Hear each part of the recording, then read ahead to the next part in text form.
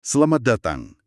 Kalau di obrolan kita sebelumnya, kita sempat menyinggung jugaat sebagai simbol inovasi yang cerdik dan hemat ya. Kemampuan untuk menciptakan solusi dari keterbatasan. Betul. Hari ini kita akan membalik koin itu. Gimana kalau semangat seadanya ini kebablasan? Nah, itu dia. Apa yang terjadi ketika jalan pintas bukan lagi soal inovasi, tapi justru membuka gerbang menuju resiko? Tepat. Kita akan bedah sisi gelapnya, berdasarkan materi yang Anda berikan, yaitu bab 5 dari buku Juga Atyatra. Penulisnya sendiri tanpa basa-basi menamainya Juga Atyang Puruk. Tepat. Jadi, misi kita kali ini adalah untuk membongkar sisi lain dari jugaat yang jarang sekali dibicarakan. Momen di mana improvisasi dan potong biaya itu tidak lagi menghasilkan solusi cerdas, tapi malah jadi pembenaran buat kelalaian, korupsi, bahkan tragedi. Wow, Kita akan melihatnya dari kacamata seorang industrialis besar di India, lalu menelusuri dampaknya ke sektor-sektor yang paling krusial, seperti kesehatan, sampai ke proyek skala nasional. oke. Ini adalah pembahasan tentang garis tipis antara kecerdikan dan bahaya. Oke, ini menarik sekali. Kita mulai dari tokoh utamanya ya. Seorang raksasa industri India, Anand Mahindra, pimpinan Mahindra Group. Betul. Ini pandangan yang sangat kuat, apalagi datang dari seorang kapten industri. Biasanya kan kita mikir orang seperti dia bakal jadi pendukung utama semangat kewirausahaan semacam Jugat. Tapi ini kok malah sebaliknya. Iya kan? Ia bahkan menyebutnya ancaman mematikan bagi pembangunan India. Apa yang membuatnya begitu anti? Bagi Mahindra, ini masalah fundamental. Dia melihat Jugat sebagai warisan dari apa yang ia sebut pola pikir kelangkaan atau scarcity mindset. Oke, pola pikir kelangkaan. Sebuah mentalitis yang harusnya sudah lama ditinggalkan oleh India modern. Baginya, itu adalah cara berpikir seadanya yang justru menghambat kemajuan sejati. Menghambat dia. Buku ini memberikan kontras yang sangat tajam. Di satu sisi, ada taksi Jugat, mobil rakitan seadanya dari suku cadang bekas, yang pastinya tidak aman dan penuh polusi. Iya, iya. Di sisi lain, ada pusat riset Mahindra miliknya yang super canggih, di mana standar keunggulan adalah harga mati. Jadi ini bukan lagi soal bagaimana cara bertahan hidup dengan sumber daya minim, tapi soal bagaimana menetapkan standar yang jauh lebih tinggi untuk bisa bersaing secara global. Persis. Jadi ini semacam kritik terhadap glorifikasi jugatnya. Seperti kisah para dabawala di Mumbai, sistem pengantaran makan siang yang sangat efisien tapi tetap tradisional itu yang sering dipuji-puji. Betul, ini berbahaya. Dia mengaitkannya dengan harga diri bangsa. Menurutnya, pola pikir ini adalah sisa-sisa efek merusak dari kolonialisme yang membuat sebuah bangsa merasa cukup dengan solusi kelas 2. Oh, sampai ke sana ya? Keterpakuan pada solusi seadanya ini, menurut Mahendra, menghalangi India untuk mencapai keunggulan di panggung dunia. Misalnya ia bertanya, mengapa India tidak menghasilkan lebih banyak peraih Nobel dari dalam negerinya sendiri? Pertanyaan yang bagus. Baginya, akar masalahnya ada di filosofi yang mengatakan 70% sudah cukup baik. Ini adalah sebuah jebakan yang mematikan. 70% sudah cukup baik. Itu frasa yang kuat sekali. Dan dari kritik umum ini, argumennya jadi sangat tajam dan personal banget. Mahindra melontarkan pertanyaan yang terus terang bikin ngeri. Apakah Anda mau meminum obat yang efektivitasnya hanya 70%? Nah, Dari sini, buku ini membawa kita ke dunia yang taruhannya adalah nyawa. Industri farmasi. dan disinilah pembahasan kita menjadi sangat krusial. Materi yang Anda berikan ini menyoroti kekhawatiran yang serius banget, yang bahkan sampai dibahas di Kongres Amerika Serikat. Oh, wow. Soal kualitas obat-obatan generik yang diproduksi di India. Di sini, ini bukan lagi soal cukup baik, tapi sudah soal hidup dan mati. Jelas, ada seorang pelapor, seorang whistleblower, bernama Dinesh Thakur, yang secara gamblang menghubungkan masalah ini dengan pemikiran Jugad dan sebuah sikap yang disebut Chaltahai. Chaltahai, itu semacam sikap pasrah ya. Seperti sudahlah, biarkan saja atau memang begitu adanya. Betul, sikap yang menerima keadaan apa adanya, bahkan jika keadaan itu buruk. Sebuah budaya kepasrahan yang menoleransi standar rendah. Oke. Dan Thakur berpendapat, mentalitas ini telah meresap ke industri farmasi. Jadi ini bukan cuma teori, tapi ada kasus nyata yang dibongkar. Nah, di buku ini, kasus apa yang paling menonjol yang menunjukkan betapa berbahayanya mentalitas Chaltahai ini? Ada beberapa kasus besar yang diangkat. Yang paling terkenal mungkin kasus Ranbaxy, sebuah perusahaan farmasi raksasa. Ya, saya pernah dengar. Mereka akhirnya mengaku bersalah di pengadilan AS atas tuduhan kejahatan serius dan harus bayar denda $500 juta. $500 juta? Kesalahannya, menjual obat-obatan palsu yang kualitasnya di bawah standar atau bahkan tidak mengandung bahan aktif yang seharusnya. Gila. Ada juga kasus Wockhardt, perusahaan lain yang produknya ditarik dari peredaran di Inggris. Alasannya, inspektor menemukan kondisi pabrik yang jorok, standar produksi yang buruk, dan yang paling parah, adanya pemalsuan dokumen pelatihan staf. Ini kan bukan perusahaan kecil, ini raksasa farmasi. Kok bisa sih budaya seperti ini meresap sampai ke level atas? Apa ini murni soal potong biaya, atau ada arogansi di baliknya? Menurut Dinesh Thakur, ini kombinasi keduanya. Ada tekanan untuk memotong biaya agar bisa bersaing, tapi yang lebih dalam adalah budaya yang ia jelaskan. Dia punya kutipan yang sangat kuat di buku ini.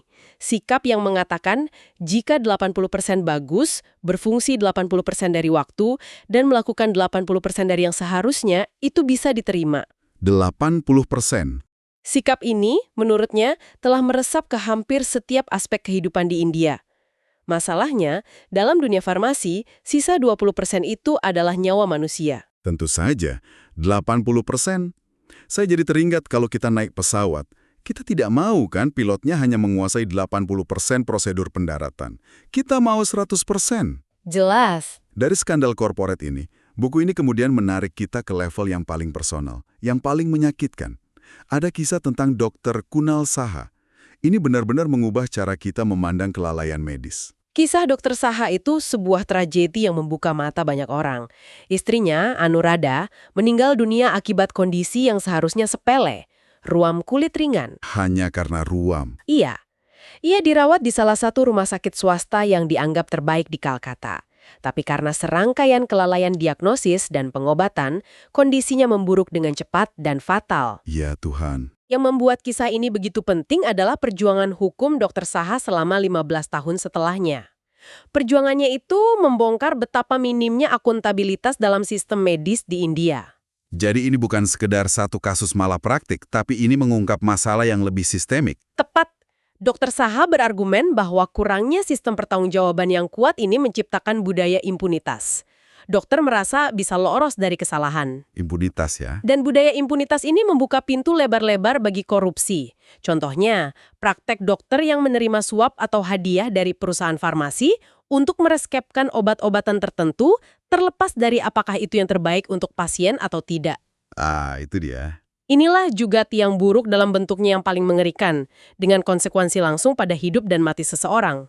Jadi dampaknya bukan cuma di level produk kayak obat-obatan, tapi juga merasuk ke sistem pelayanan kesehatan itu sendiri. Rasanya ini seperti bola salju ya. Benar. Buku ini lalu membawa kita ke skala yang lebih besar lagi, ke sebuah acara yang seharusnya jadi panggung kebanggaan nasional, Pesta Olahraga Persemakmuran atau Commonwealth Games 2010 di Delhi. Betul. Dari tragedi personal, kita beralih ke aib nasional. Commonwealth Games 2010 seharusnya jadi momen pembuktian bagi India sebagai kekuatan baru dunia. Betul. Tapi yang terjadi justru sebaliknya. Gagal total ya. Acara itu diwarnai serangkaian kegagalan yang memalukan. Beberapa minggu sebelum acara dimulai, sebuah jembatan penyeberangan baru di dekat stadion utama ambruk. Lalu ketika para delegasi atlet mulai berdatangan, mereka menemukan wisma atlet dalam kondisi yang sangat kotor dan tidak aman. Sekotor apa memangnya? Sumber ini melukiskannya dengan gamblang. Laporan media internasional saat itu menyebutkan ada anjing liar yang tidur di tempat tidur, yang belum dirapikan. Serius? Toilet yang tersumbat, kabel listrik yang menjuntai berbahaya, dan dinding yang penuh noda kemerahan dari sirih pinang atau paan yang diludahkan sembarangan. Waduh. Ini jadi bencana humas skala global. Tim-tim dari negara maju seperti Kanada dan Selandia Baru sempat menunda keberangkatan mereka karena kondisi yang tidak layak huni. Ini benar-benar memalukan. Pertanyaannya, apakah ini murni karena ketidakmampuan dan manajemen yang buruk? Atau ada sesuatu yang lebih dari itu? Sesuatu yang lebih disengaja? Dan disinilah sisi paling sinis dari juga terungkap. Laporan audit resmi dari Lembaga Audit Negara India menemukan sesuatu yang mengejutkan. Apa itu? Ternyata, banyak penundaan proyek-proyek konstruksi itu disengaja. para pejabat sengaja mengulur-ulur waktu untuk menciptakan situasi darurat di menit-menit terakhir.